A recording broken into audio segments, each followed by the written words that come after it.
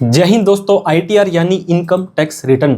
जैसे ही आपका साल खत्म हो जाता है, सरकार को चल करके बताना पड़ता है मेरी इतनी इनकम है और मेरा इतना टैक्स बनता है। आईटीआर का फॉर्म आपको भरना पड़ता है दोस्तों। आईटीआर 1 से लेकर के 7 तक होते हैं। हालांकि आईटीआर 5, 6, 7 एक नॉर्मल व्यक्ति के लिए एप्लीकेबल नहीं होता है। आईटीआर 1 सैलरी पेंशन वाले या 1,25,000 रुपए तक इक्विटी ओरिएंटेड म्यूचुअल फंड या इक्विटी शेयर का प्रॉफिट है, 2 मकान से किराया आता है या कोई भी पार्ट टाइम इनकम आती है तो आईटीआर 1 भर सकते हैं। इसके अलावा agriculture, lottery, gaming, crypto, long term, short term के लिए आईटीआर 2 भरनी है। इंट्राडे, एफ&ओ, बिजनेस के लिए आईटीआर 3 भरनी है। प्रिजम्पटिव टैक्सेशन में आईटीआर 4 भरनी होती है। तो दोस्तों ये आईटीआर कब तक भरनी होती है? इस बार आईटीआर की ड्यू डेट को लेकर के ड्रास्टिकली चेंजेस हुए हैं। आप लोग जैसे आईटीआर का फॉर्म होता है वैसे ही आपको दोस्तों आईटीआर की ड्यू डेट मिलने वाली है। अगर आप आईटीआर 1 का फॉर्म भरने वाले हैं या आईटीआर 2 का फॉर्म भरने वाले हैं तो पहले ये तारीख 31 जुलाई हुआ करती थी। इस बार भी दोस्तों ये 31 जुलाई है। लेकिन बिजनेस अगर आप करते हैं, इंट्राडे, एफ&ओ, सेल, सर्विस, ट्रेडिंग, मैन्युफैक्चरिंग, कुछ भी ऐसा काम करते हैं तो दोस्तों आप लोगों को 1 महीने का एक्स्ट्रा टाइम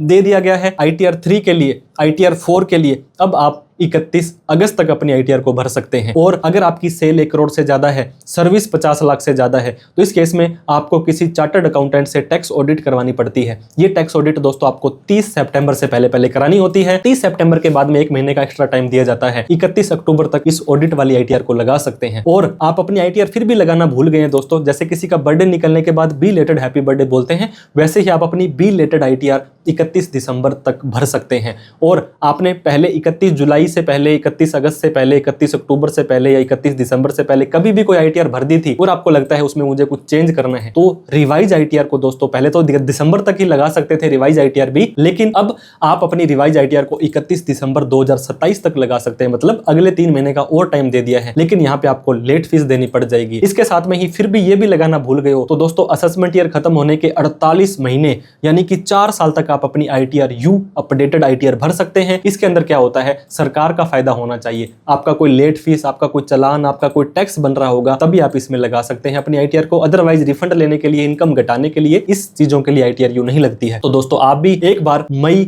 निकल जाने के बाद जून और जुलाई तक आईटीआर 1 और 2, अगस्त तक आईटीआर 3 और 4 को जरूर भर दें। नहीं भी भरना है तो इनकम टैक्स के पोर्टल पर एआईएस और टीआईएस को जरूर चेक कर लें, वहां पर कोई हाई वैल्यू ट्रांजैक्शंस ना बोल रही हो। हालांकि ओवरऑल इनकम अगर आपकी 4 लाख से ज्यादा चली जाती है तभी आप लोगों को आईटीआर भरनी जरूरी है। अदरवाइज बिना उसके भी आपका काम चल जाने वाला है। तो इनकम टैक्स एक्ट 2025 पर हमने आप लोगों के लिए एक प्यारा सा सुंदर सा कोर्स बनाया है जिसमें कि आप जितने रुपए में किसी से आईटीआर भरवाएंगे उससे कम में आप अपनी खुद की आईटीआर भर के आप अपने इनकम टैक्स के नॉलेज को भी बढ़ा सकते हैं। जिसके लिए CA-SumitSharma.com या प्ले स्टोर पर आप हमारी ऐप CA सुमित शर्मा को जरूर डाउनलोड कर लें। तो thank you so much for watching this video. जय हिंद, जय भारत।